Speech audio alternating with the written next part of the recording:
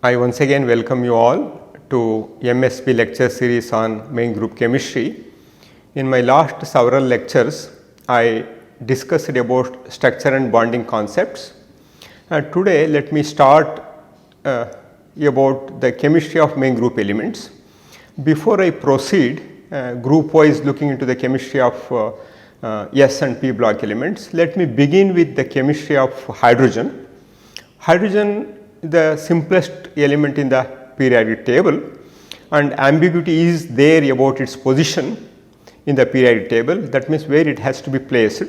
And before I dig deep into all these aspects, let us look into the abundance of elements in the Earth's crust as well as in the universe. So, I have listed here abundance of elements in the Earth crust. You can see the most abundant element is oxygen, accounts for 46.6%, and silicon 27.7%. The third one is aluminum, accounts for 8.1%, then iron 5%, calcium 3.6%, sodium, potassium and magnesium account for respectively 2.8, 2.6 and 2.1%, and rest of the elements constitute about 1.5%. And you will be surprised to see among these top 7 elements, hydrogen is not there. So, let us look into the abundance of elements in the universe. Okay.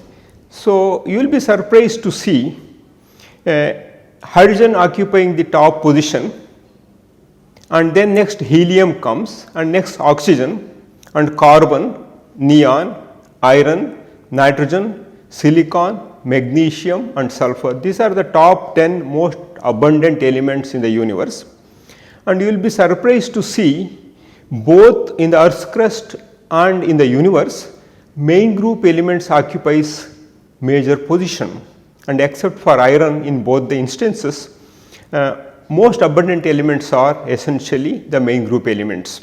The percentages are percent by mass by the indicated element, and solar system values are from Arnett's data. You may be surprised to know who is Arnett. Professor William David Arnett is an astrophysicist at Steward Observatory, University of Arizona. He is an expert in supernova explosions, the formation of neutron stars or black holes, etc. So, the composition of human body. So, now after getting some information about the abundance of elements in the Earth's crust and the elements in the universe, let us look into the composition of the human body and what are the elements that are there in the human body in different form. In fact, it is very interesting. If you just look into the elements that constitute are essentially 6 elements. They are carbon, hydrogen, nitrogen, oxygen, phosphorus and sulfur. These 6 elements constitute the human body. The elements that are found in the Earth's crust and the universe are essentially different from those that compose the human body, and human body is composed of 6 important elements such as carbon, hydrogen, nitrogen, oxygen, phosphorus and sulfur. And nitrogen is a rare element on the earth, but is a major component of proteins, the working molecules of life, that is DNA, RNA and all those things. And let us look into the common elements in living organisms. In this, most of these elements whatever I have shown in by mass in solar system. So, you can see here hydrogen is the major one, accounts for 7.6% and helium 27.5% and iron is 0.12. That means potassium, chlorine and other elements are present in the trace quantities, and you can look into the percentage of these elements in human body. Hydrogen accounts for almost 9.5% and carbon accounts for 18.5%, nitrogen accounts for 3.3%, whereas oxygen accounts for 65%, because 2/3 of our body weight is made up of water, and as a result what happens, you can see hydrogen is present in 9.5% and oxygen present in 65%, and rest of the elements are as per the percentage I have given here. Okay. And of course, I have listed another table here that lists the elements that are found in the human body by mass. Of course, here whatever I have listed, the top 10 are very essential, rest of them are not really essential. Of course, iron is needed, fluorine is needed, but whatever I have shown in second row and third row are essentially present. They may not be essential for human body, but they are also found in human body for obviously two reasons. One is because of the food we eat is not pure, it is contaminated. The air we breathe is contaminated and the water we drink is contaminated. As a result, some of these elements which are essentially not needed for human to have a good and healthy life still found. And of course, once if they are in the limit, there is no harm. And if they exceed certain permeable quantity, then they can be very toxic and they can even kill the living beings. With this, let me look into the more properties of hydrogen. Hydrogen atomic weight is 1.00794. For all practical purposes, we can consider it as 1, and melting point is 252.9 degrees centigrade and density is 0.084, and first ionization energy is quite high, that is 13.598 electron volts, and also it exists in two oxygen states, that is +1 and -1, and its reduction potential is 0 electron volt, and electronegativity is 2.2, which is slightly less than that of carbon, that is about 2.4 or 2.5, and reduction potential of hydrogen is 0. As a result, that is considered as a standard in determining the reduction potential of rest of the elements in the periodic table. Whatever we measure as reduction potential of other elements is with reference to hydrogen reduction potential, that is considered as 0 electron volts. And of course, you know the fact that it is the simplest element in the periodic table. However, the chemistry is vast and diversified, and in fact, it reacts with most of the elements in the periodic table with different structural and bonding properties. Because of its unique property, it is very difficult to place it in any group of the periodic table. Simply by looking into the electronic configuration, that is very similar to alkali metals having one electron in its valence shell, we may think that it is appropriate to place it in the group 1 along with alkali metals.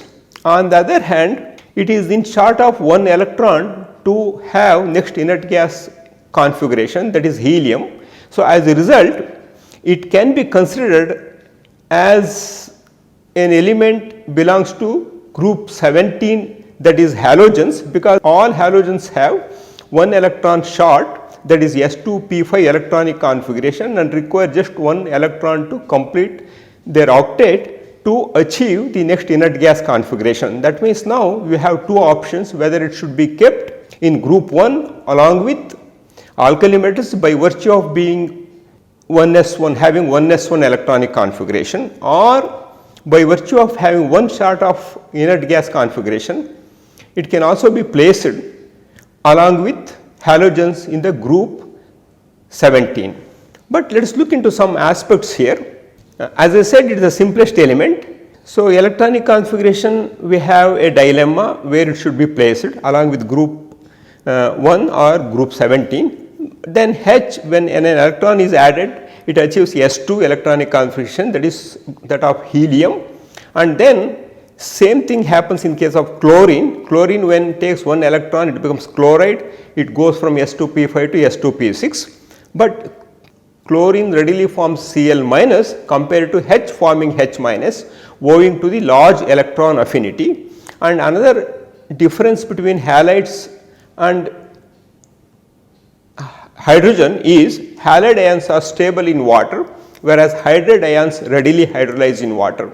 So, because of this difference in the properties of hydrogen with respect to the halides, eventually it was thought that it is appropriate to place it along with alkali metals in group 1. As a result, we find hydrogen in the group 1 along with alkali metals. So, now let us look into some more properties. Let us look into the first ionization energy of alkali metals.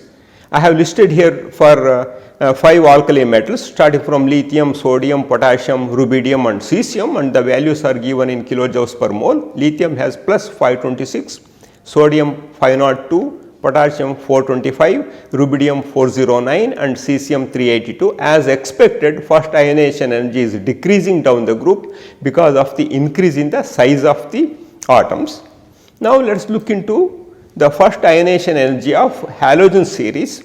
I have placed here hydrogen along with halogens.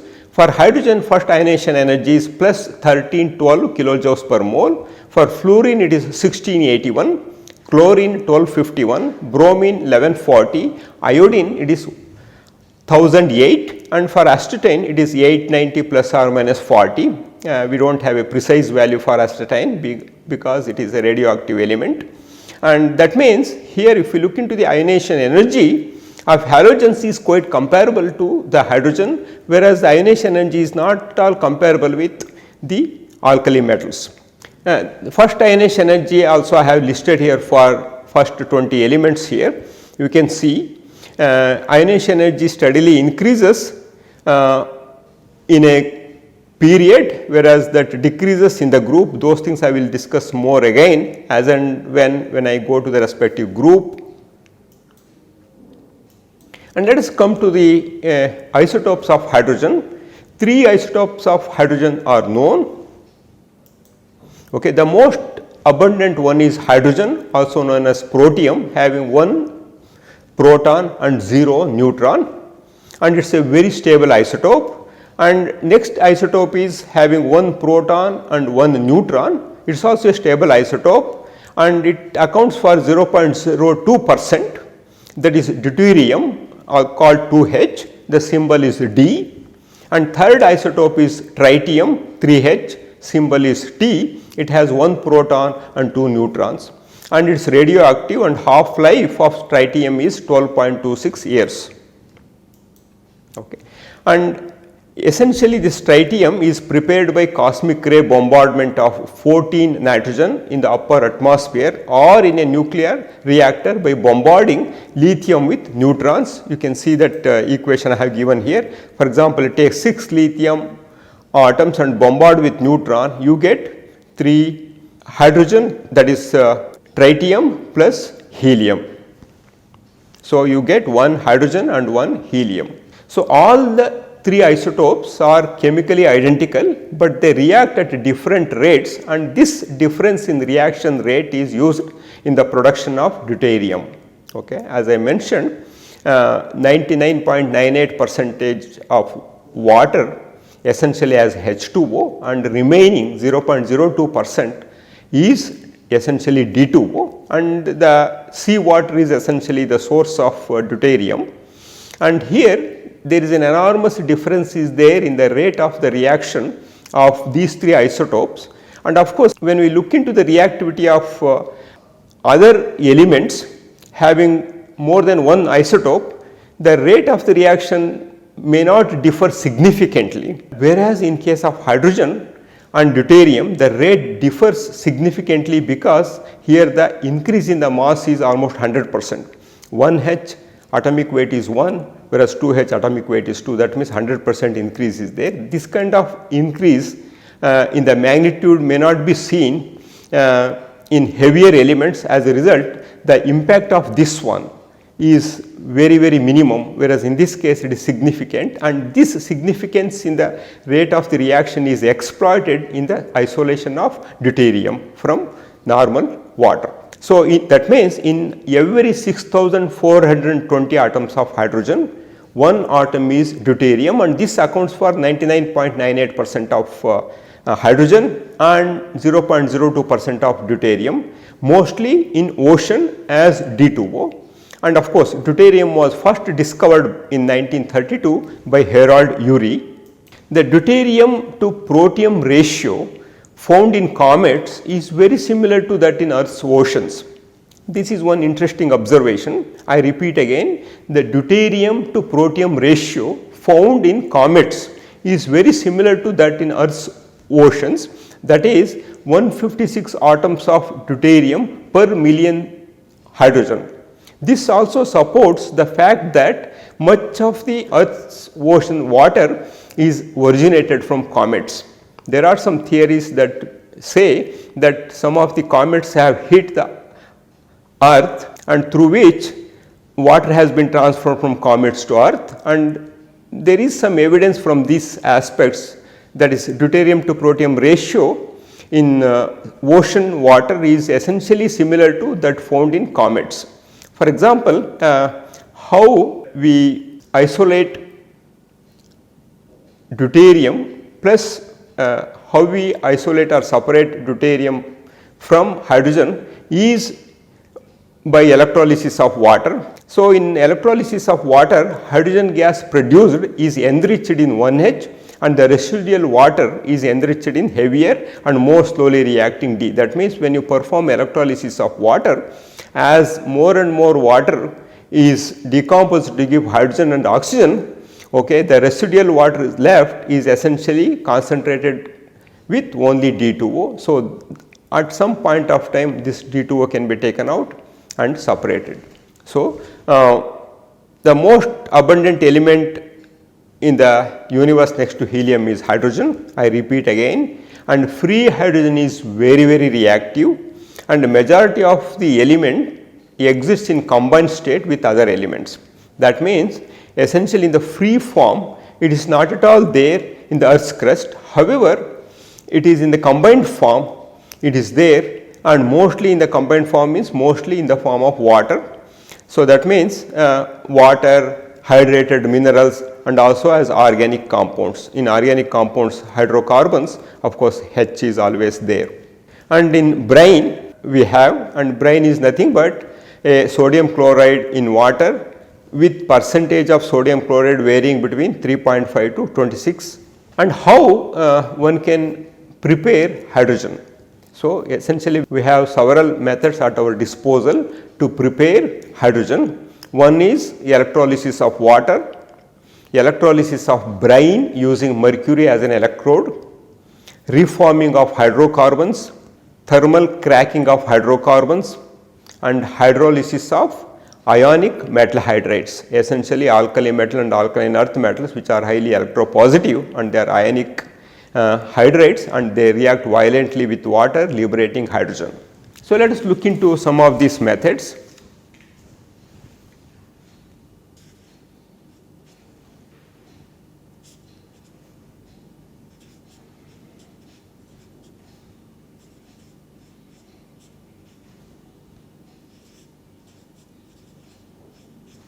Okay.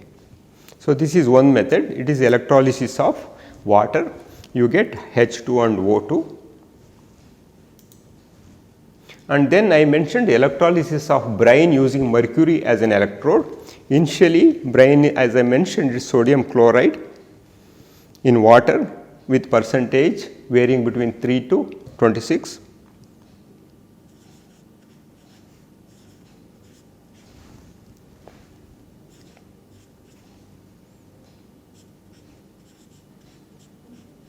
Initially sodium chloride is reacted with mercury to form sodium amalgam or sodium mercury alloy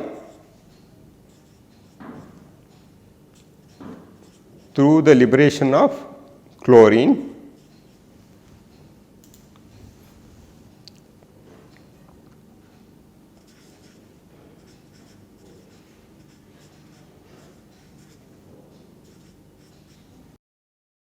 This reacts with water to form sodium hydroxide plus H2 plus 2 Hg in solution. Okay. So, this is the method used to generate hydrogen from brine solution using mercury as an electrode. And another method is decomposition or oxidation of methane using a nickel catalyst.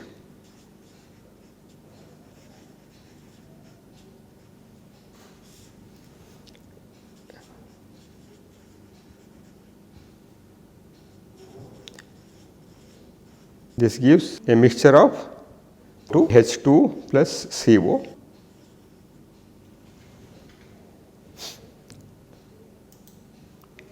So, the another method we have is coal gasification.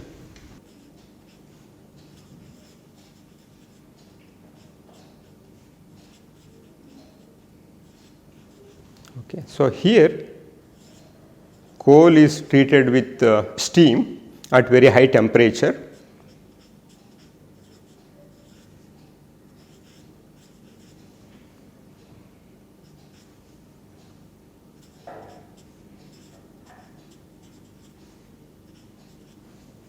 Using a catalyst. Okay. So, this gives essentially a mixture of CO plus H2. So, this mixture is called syngas mixture.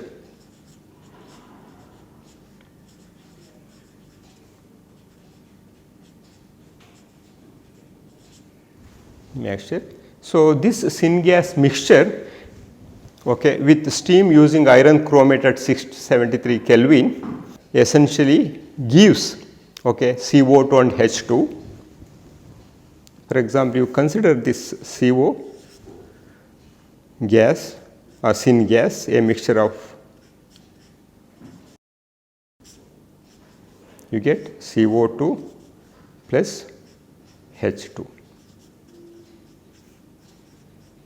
This reaction is essentially called water gas shift reaction.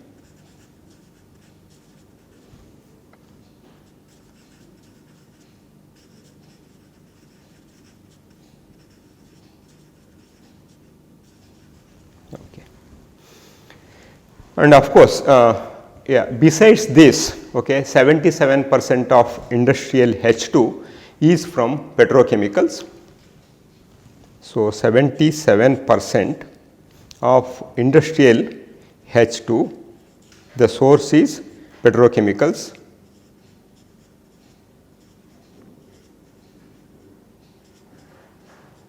and 18% from coal, okay, and 4% from electrolysis. I showed you in my previous slide, 4% from electrolysis and 1% from some other sources. So, as I mentioned, a mixture of carbon monoxide and hydrogen in 1:1 ratio is essentially called as synthesis gas or syngas. It is used to synthesize other organic compounds such as methanol. Syngas is also produced from sewage, sawdust, scrap wood, newspaper, etc. And as I mentioned, by hydrolysis of metal hydrides, one can generate H2. For example, consider alkaline earth metal hydride such as calcium hydride and treat this one with water. It gives calcium hydroxide plus H2, and similarly take sodium hydride, treat with water,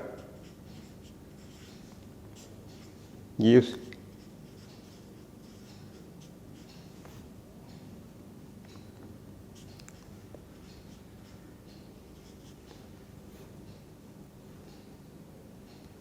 okay. Or one can also generate by simply reacting magnesium with hydrochloric acid.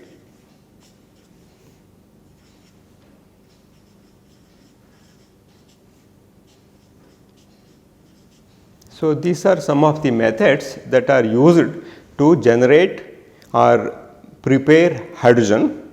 One is electrolysis, another one is from reformation reactions, and another one is by reacting most electropositive metal hydrides with water. So, in my next lecture, I will be discussing more about the chemistry of hydrogen. Thank you and have a very pleasant Inarian chemistry reading.